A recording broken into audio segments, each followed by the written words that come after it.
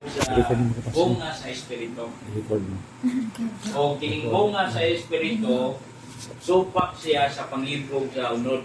Unod ka ng lawas ba? So sabi niya sa una, sa gamay pa ko, ay tulog ka nagsuon nga, pagtig yung suura nila, panahon nga na yung mga pinusip, isag sayot, sugit sila pumutanap sa bas kay Apil. Kaya mga yun, kahiloman, sila yung pumutanap ng bagit na yun. Kaya doon na yung sa kaigsoon, mamatay na nila tulog, walang nilabuhin nila karon. Na yung sa kaigsoon nga, kung yun siya ba, kanang big-un yung bisis pagtuok. Kanang bubarog yun siya sa pagtulunan ba. Ngayon doon po kaigsoon niya, kining duha sipat. Pagsagdas ka kabalo sa Ginoo, pero daw, ang karon nagatubang ni silang tulog ay ganahan mo kung magatubang ni sa una kay mga nagpuping mo gayon. Kalingaw ni silang igsoon kay dito sila magkaya magdebate ra ba? Tingnan na to, ang katong usa kay igsoon niya na tuhanon. Mingon sa na tong usa. Wala nga nagibawal na sigarilyo sa Biblia, gawa na nasulat word for word. Kaya may sigarilyo mo ito ha. Si Gadoy mo po, ilang kamatay na to. Dapat ito si igsoon si Awon po ito, yung muling. Puno ni sila mga haligi simbahan. Now karon, pag sige sila debate, kaya kung matigdaw sa una, wala ba ito kahumanan nilang debate, mga matay na ito sila. Huwag ito ilang istoryahan. So karon ako ning dapitan, kaya di pumutan na ko ani, Pastor, wala ba ni manigarilyo? Kung na ba yung word manigarilyo sa Biblia, so wala pastor, hindi ko pwede na niya. Hindi ako manasulat. So karon atong nantawon ang Biblia, kaya ano man igsoon, atong ning hisgutan, kaya kining bunga sa Espiritu, kung nisumpak sa trabaho sa unod. So ang trabaho sa unod, ingon din na din apan kamo gimanduan na sa espiritu, kamo dili lalong sa kasubuan. O dayang kayo ang mga buhat sa unod, nga mao kini pakigilawas, no? Wala nga outside marriage ng sex, wala gina siya fornication binatubangan sa Ginoo, di gina siya pwede.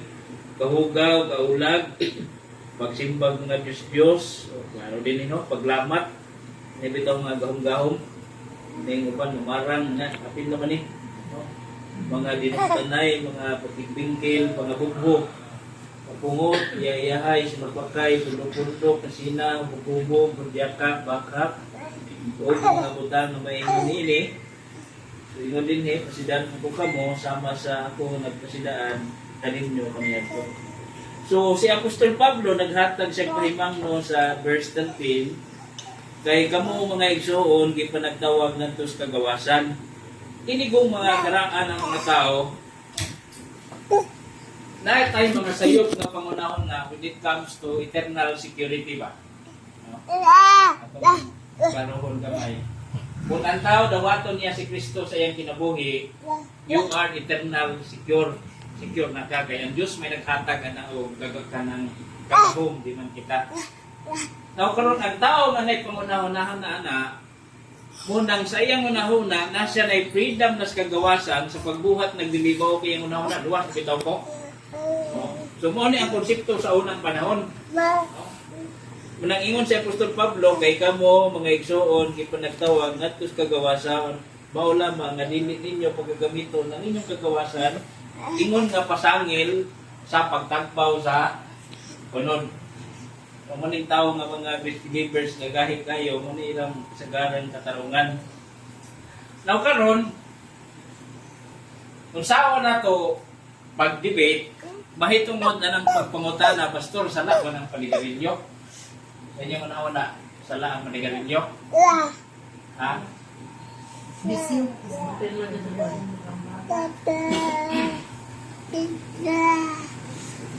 Pwede ingon nga ang Biblia, paligarilyo no? Word for word, ato nang gining hisgutan. Kaya ka naman, abungan ko sa Espiritu, supak mo isa sa pangipog sa unod. Kay ang pangipog sa unod, mabagod niya magkaon, Gamit kay waso-waso. So ato lang din isgutan. Mana nga kung panahon nga makasugat mong debate, mahitungod anang pangutana, sayon na kay pagpamatuod sa Biblia, nga sayop yun ang pagpanigarilyo. Ato lang din isgutan. Ang pangutana namin sila, Pastor, na ba'y mabasa nga sala ng pagpanigarilyo?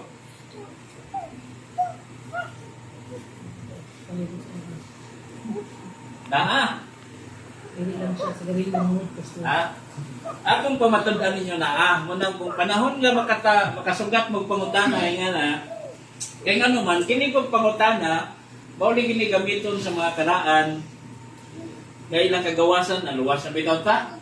Oh. Magubog-ubog ta, magubog ta kay luwas naman. No. Nga na po nahuna sa uban. Pero kanang katrabaho, supak na sa espiritu. Siyempre, wala nila sulat ang pagpanigarilyo. Kasi unang panahon, managwa po nga ni nauso ni espiritu. Bubog naman. Pero klaro kayong istorya ni Apostol Pablo, pinagi sa pulong ng Diyos. Naanawan ninyo ha, naglingin ko. Kinisan sa itong pagtulunan, sa Discord type nito ha. Ayun say, i-imagine lang ninyo nga kini ang sigarilyo na mo ko palit. Palit ka ko. Aan ko daw ang sigarilyo lang gitan. Para wala galing yun, Brad. Ha? Kung akong gilikit, ganina. No? Lang makasugat mo ba? So, how to depend sa pagtulunan ni Apostol Pablo, pinatin pulong sa Diyos, when it comes sa kanang bisyo ba? No, saan ninyo pagtubag? Kay, mabot ang panahon, makasugat, ginwana. Isod ba yung manawag ng pastor? Niya na, wala itong tawag dyan ito, pastor. Yan, na-traffic pa ko kay hapon na to. Wala, magkakaw natin yung kalipate. So karon, tudluan ka mo, saan ninyo pagtubag, pinagis pulong na Ginoo. Atong basahon na, kung natang mo yung mga Bible, nindot ng tao, hindi niyo pong makita. So ingon din sa 20, mga pangibong ni sa unod, no? Pagsimbang mga Diyos, paglamat, mga dinumtanay, pagpipinsin, mga bubo, pagpungot, yayahay, pagpundo, kasinaw, bubo, yaka, pag mga butang, ingon ini. No? Kasidahan ko ka mo, nga sama ako na kasidahan kaniya ito. So ato'y pangutana nga, kanaging pangalan ni mo, nasuwat na sa Biblia, pero di na yung makita. No? Example, sa ikon, yung gilawat sa Ginoong sa Kristo, yung manluluwas. Nasulat na sa Biblia, pero di mo makita. Okay, nga naman, ingon to civilization, tanang tao nga ngalang di makitaan sa basahon sa kinabuhi, meaning itambog siya dito sa mga kalayong, imperno siya. Now karon, i-focus ninyong matawang saan niyo pag-depend sa pulong sa Ginoo, hindi debate type, hindi nga itong pagtulunan karon. Now, for example, kini sigarilyo. Sabi sila, Pastor, wala man sigarilyo, wala man na nasulat sa Biblia, nasulat. Tanawan ninyo ha. Ingon siya sa verse 21. Tanawan nyo, kapil ba ni sigarilyo? Ingon siya, kasina. Ano may Biblia na?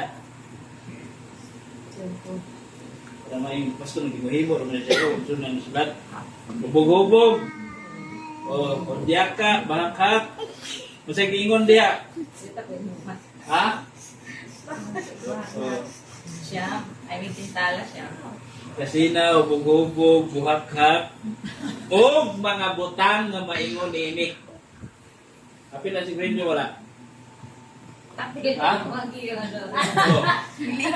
For example, bakit ni si Grinyo? Simple naman na, logic naman ang debate. For example, sigarilyo ni. So, ingon pa ang verse 21, kasina mo ni pangibog sa unod, kasina, hubog-hubog, kudyaka, buwaka, o mga butang na maingon ni. Kapila sigarilyo wala. Simple ang logic na sa Biblia, isulat na nadaan kay advance ng Biblia.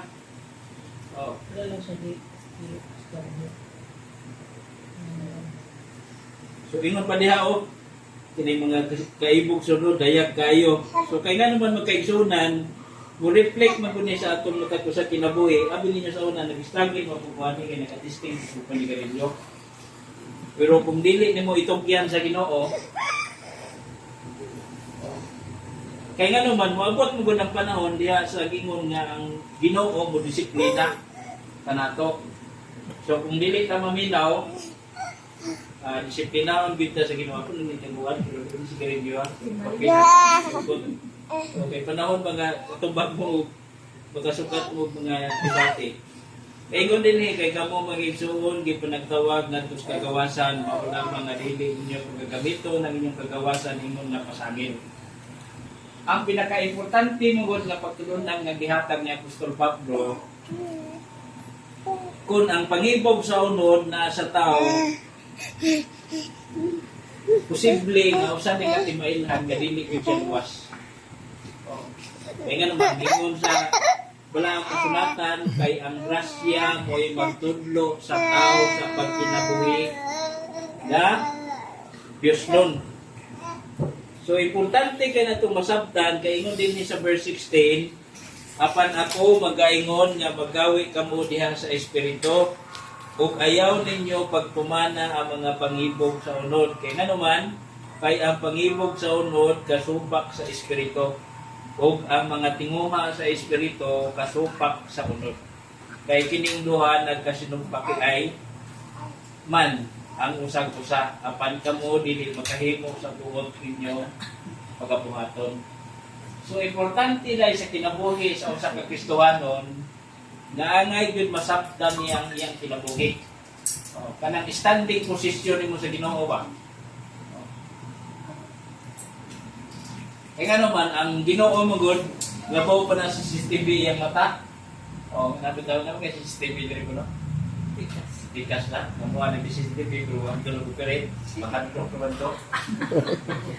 Makadlok naman. Nabutang na. So, kinanglan naman ito may kurinte.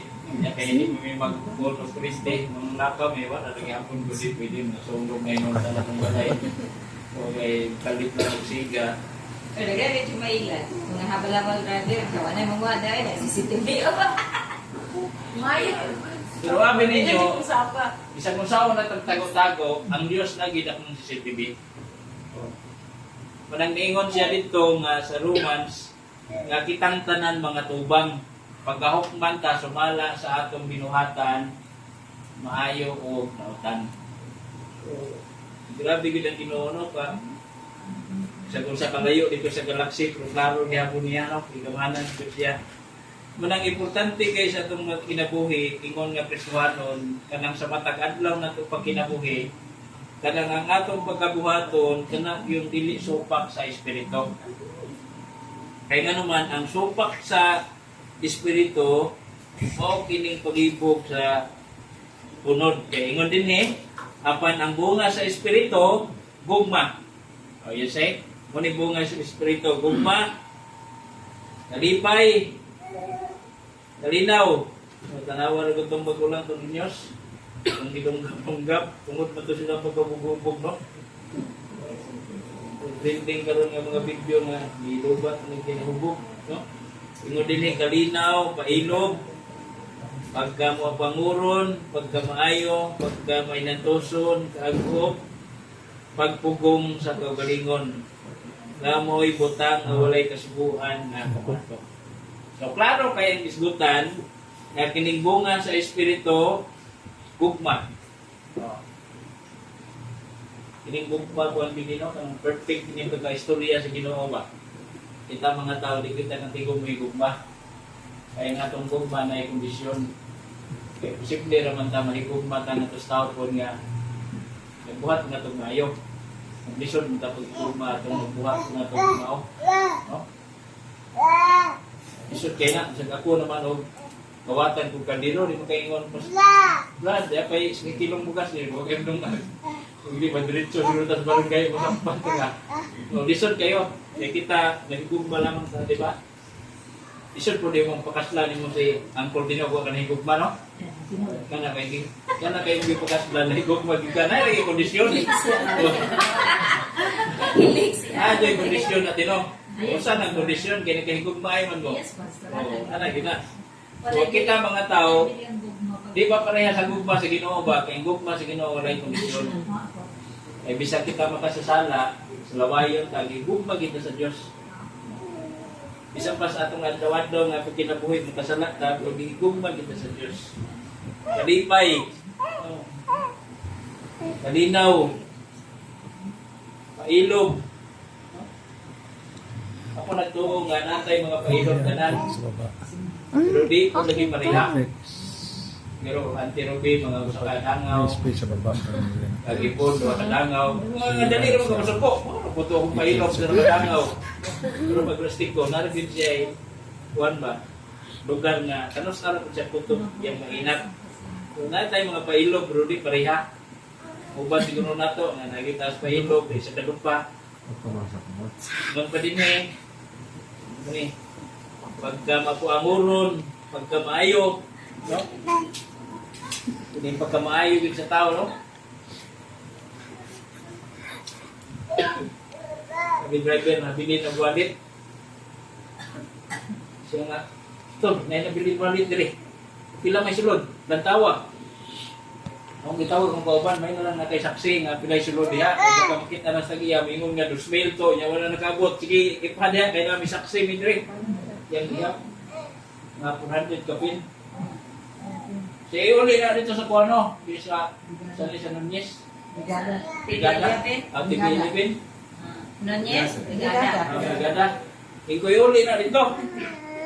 Siya mo ni pangalan. Ko, kaya pa naman papel niya. Muna di pislip dito ay Muslim itong babae na may trabaho sa laban at ito. Sa laban itong pislip. Kung naman itagiya. Ngayon siya nga, ulaton na rin ako, anhiwo ni tagiya. Ito na, makapaprice ko itong tagiya ni mo. Idritso na dito sa Brigada. Oh. Kuyawat na lang, maapil tao. Ingot, mabuutan ni driver sa sigat. Kaya hindi na mahatag mo dito, maapil. Mas nakayan ni driver sa sigat. Kaya giuli. Giuli siguro to. Kaya ako sa Gerset, sa Maysil. Arkila na to? Ay, kusog kay gikan po sa ining general ng Batanon. Nagmotor, kusog kay dagan, padiko, nilistap man ni. Hulog ang sa kalibo. Pero ako kabantay nga sa nagmotor ba to, baka napadin sa hangin ba? Akong kinaog. Ingin-ingin ko mo po enforcer, kaya ko ihatag. Wag mo singkita noy. Layo na kayo, dito na siya napit sa may security. Kusog man kay nakapadagan. Napo ni abot, nabatan-on po, nagkapisiris mo na ng uniform, ng lalaki. Isa, boss, kasama namin yun. Napo na po gihatag sa libo. Iniala itong sa ka-driver nga nagtapal sa motor nga, atik lang to, dito ka uban. Yan itong kiyang kunang ko, di ko bahala na, basta kita mo nga ako itong gihatag. May masig na yung mangita sa kalibo na CCTV dito. At itong itong puti o, may regress, at itong magkabitang bertaas. Kita niya yung mga trace dito, kita mo ako itong gihatag, bahala na ito sila dito. So, kining tao, no? At kinahanglan din pagka maayo. Pagka matinumanon. Dili ning tuman-tumanon, no? Kanang pagka tinumanon ba nang sugot yun. Dili sa Ginoo sa iyang mga kalihukan, sugot. Sugagop o pagtugong sa kagalingon. Importante po din natin kitawag kong self-control. Isahin natin mga decision making appeal sa atong kasuko. Pero when it comes kung atong paglandungan ang pulong sa Ginoo, ang pulong sa Ginoo mo'y mag-refine o mo'y magatultol sa atong mayong pagpanabot ng tagahan tao wisdom sa Ginoo. Una nga, when it comes to decision making, ligid pwede nga mag-decision ka na ka sa kasuko. Pag mali na nahibo. So magkaisunan ang pulong sa Ginoo, magpahinumdum na to, ining seguridad nga gihatag sa Ginoo nato nga dili na ta maimperno, dili ta nimoy gamiton nga ingon nga pasangin alang sa pagtagbaw sa unod. Ano ba na luwas na bitaw ta, dito ta manarik ta, luwas naman ta, di naman ta maimperno. Luwas na bitaw ta, mga ta warehouse, luwas na bitaw ta, no dili. Kay matod pa sa pulong sa Ginoo gamit na Apostol Pablo kay kamo mga igsuon di pa nagtawag ngadto sa kagawasan. Mao lamang nga dili ninyo pagagamiton ang inyong kagawasan ingon nga pasangil sa pagtagbaw sa unod. So, kinahanglan atong masabtan, ug atong malikayan, ug ato itong masunod kung sa mga ang kabubuton sa Ginoo. Ang pulong sa Ginoo dahil kay niya pagkaistorya, kung manghinaot ko nga kini maghatag na ito kaligpon o mayong panglantaw kung usaon ato sa pagkinabuhi nga kanang dalaygon tubangan sa Ginoo. Kay matod pa sa pulong sa Ginoo, a prayer for righteous man availeth much. Ang pag-ampo kuno sa taong matarong dakong kahibukan. So kung ang atong kinabuhi napa sa unod, kung mag-ampo ta sa Ginoo, pasibol nga dili niya ihatag. No? Pero nagingon ang pulong sa Ginoo, ang pag-ampo sa taong matarong dakong kahibukan. So dinhi nagmatter ang atong kinabuhi at tubangan sa Dios. Kung natay naghangin pangayo sa Ginoo nga wala paghihatag, baka wala pa pud na straight ang atong kinabuhi at tubangan sa Dios. Kaya nga naman ang pag-ampo sa taong matarong dakong Dios o o ang pag-ampo inubanan sa pagkaigsunan para nako tapos so manghinaot ko sa mga pulong nato di paghisgutan makahatag niya di kaligkon kanato o magatudlo usahaw nato sa pagpinapulinis kalibutan sa atong pag pulat sa pagbalik sa Ginoo. So daghang salamat ug ibalik sa Ginoo. Okay, daghang kayong salamat sa mga